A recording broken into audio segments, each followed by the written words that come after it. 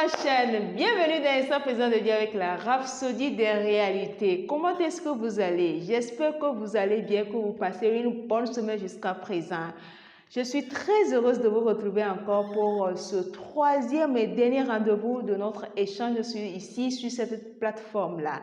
Échange qui porte sur le contenu de la rhapsodie des réalités, ce livre-là écrit par l'homme de Dieu, Pasteur Christ, et qui sort par moi, qui renferme des enseignements basés sur la parole de Dieu chaque jour, avec un thème et un développement qui va avec.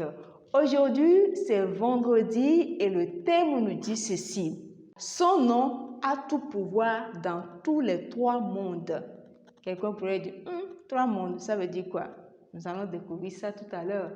L'écriture de base est tirée de Philippiens chapitre 2, versets 9 à 10. Là, il est écrit, c'est pourquoi aussi Dieu l'a souverainement élevé et lui a donné le nom qui est au-dessus de tout nom, afin qu'au nom de Jésus, tout genou fléchisse dans les cieux, sur la terre et sous la terre. Voilà les trois mondes. Si Jésus nous a véritablement donné le droit légal qui est la procuration d'utiliser son nom, quels résultats devrions-nous espérer lorsque nous utilisons son nom? C'est une question que Pasteur nous pose aujourd'hui. La réponse se trouve dans le livre de Philippiens chapitre 2 verset 9 à 10 qui dit ceci. C'est pourquoi aussi Dieu l'a souverainement élevé au-dessus de tout nom et lui a donné le nom qui est au-dessus de tout nom, afin qu'au nom de Jésus, tout genou fléchisse dans les cieux, sur la terre et sous la terre. Remarquez la formulation. Ici, afin qu'au nom de Jésus, tout genou fléchisse, c'est un décret. Oui, c'est une loi établie par Dieu dans le règne spirituel. Donc, personne, aucun homme, aucune créature ne peut déroger à cette loi-là. Ça s'impose à toutes et à tous, à toute créature. Ce décret souverain est en vigueur dans le ciel, sur la terre et sous la terre. Ça veut dire que même en enfer, quand on prononce le nom de Jésus-Christ, les diables tremblent parce que c'est un nom, comme nous venons de le dire, qui est souverainement élevé. Aucun président, aucun dignitaire, aucun guide religieux, aucun nom qui dépasse le nom de Jésus-Christ. Même les démons, les maladies, il n'y a rien. C'est-à-dire que tout ce qui existe sur cette terre-là, quand on prononce ce nom, tout se tait, tout se conforme, tout se soumet à l'autorité de ce nom-là. Son nom, le nom de Jésus, bien sûr, est puissant dans tous les trois mondes. Cette puissance s'applique aux choses, c'est-à-dire tout ce qui existe dans les trois mondes que nous avons vu plus haut, que ce soit les trônes, gouvernements, galaxies, domination, puissance, prince de ce monde des ténèbres, c'est-à-dire Satan et ses cohortes, ou dans les lieux célestes, ils sont soumis à ce nom-là, nom de Jésus-Christ. C'est pour cela que là où le nom de Jésus-Christ est prononcé, aucune autre puissance n'a plus le droit de rester encore là-bas. Il faut que nous soyons conscients de cela et que nous en faisons bon usage. C'est un privilège d'utiliser ce nom-là. Vous voyez, quand on parle de procuration, il y a par exemple une vote dans une assemblée, on dit que les 15 personnes doivent voter pour élire un président et que si un manque, le vote ne sera pas validé. Et si entre-temps, un parmi les 14 ou bien les 15 là devait s'absenter, qu'est-ce qu'il fait? Il écrit, il donne un papier, soit sa carte ou bien quelque chose, il choisit quelqu'un, il lui confie ça, il dit voilà, cette personne me représente. On dit, il donne la procuration, le mandat, l'autorisation à ce dernier-là de voter en son nom. Vous voyez, c'est ce que Jésus-Christ, le nom de Jésus-Christ est fait pour nous. Le nom de Jésus-Christ nous donne ce pouvoir-là d'exercer dans son nom, d'exercer en tant que garant, en tant que représentant légal. Nous avons reçu le mandat, l'autorisation de parler dans le nom de Jésus, d'utiliser ce nom-là pour avoir des victoires, pour opérer des changements. Alléluia. Cela s'explique pourquoi vous ne devriez jamais être frustré par quoi que ce soit dans la vie. À partir de ce privilège que nous avons maintenant, de ne pas se laisser être frustré par les choses auxquelles nous serons confrontés dans la vie. Ce que Satan et ses cohortes de l'enfer sont en train de planifier n'a aucune importance.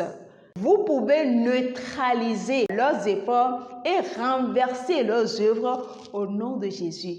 Et rappelez-vous de cette partie que nous avons lue plus haut dans Philippiens chapitre 2, verset 9-10 qui dit « Tout ce qui est sous la terre », c'est-à-dire que tout ce qui est, 3 points, le reste de la phrase dit « sous la terre ».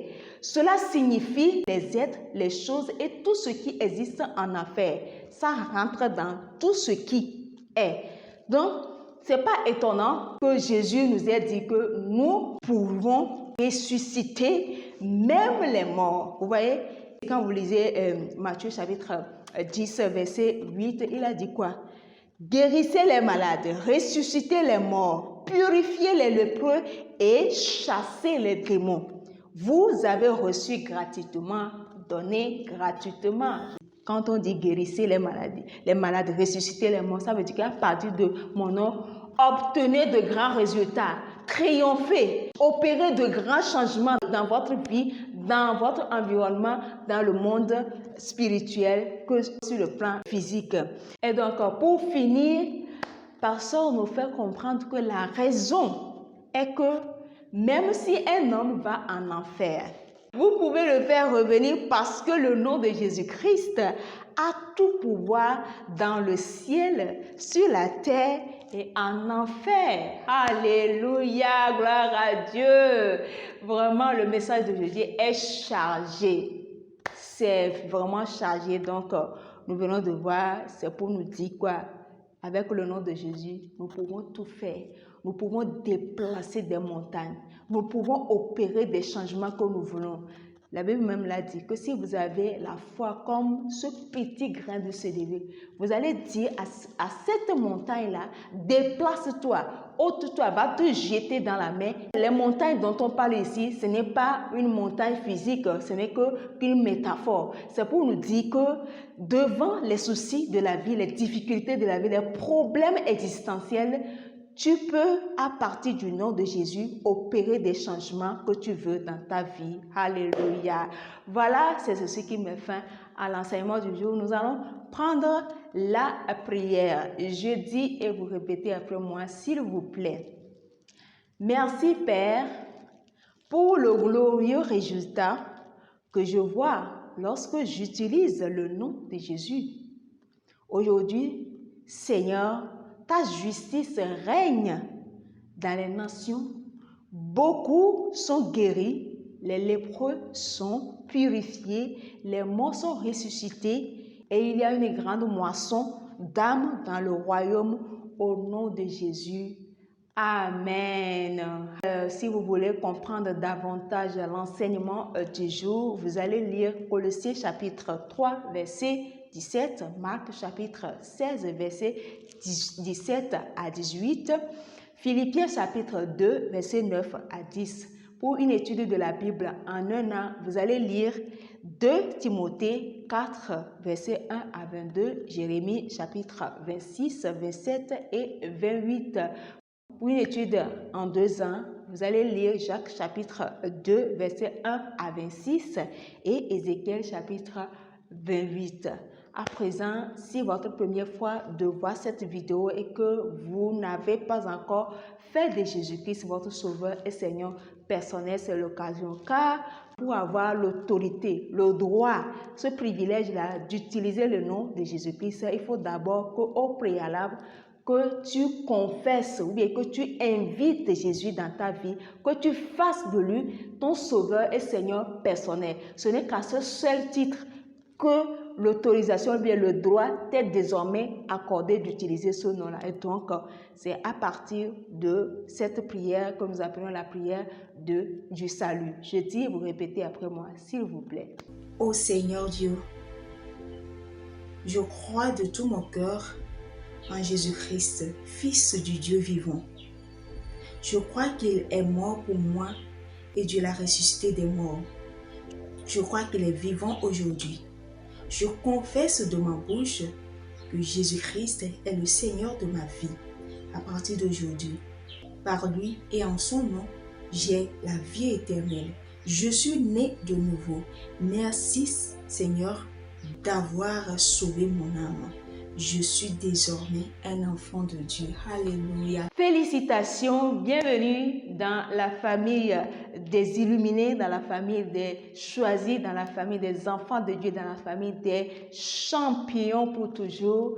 Voilà, aimez la vidéo, partagez-la, abonnez-vous à la page Facebook ainsi qu'à la chaîne YouTube. N'oubliez pas d'activer la cloche de notification et aussi, bien évidemment, laisser des commentaires et des suggestions en bas de la vidéo pour plus d'amélioration. Si Jésus tarde à revenir, je vous donne rendez-vous sur lundi prochain. D'ici là, portez-vous bien. Je vous souhaite de passer un bon week-end sous la protection du Très-Haut. Au revoir.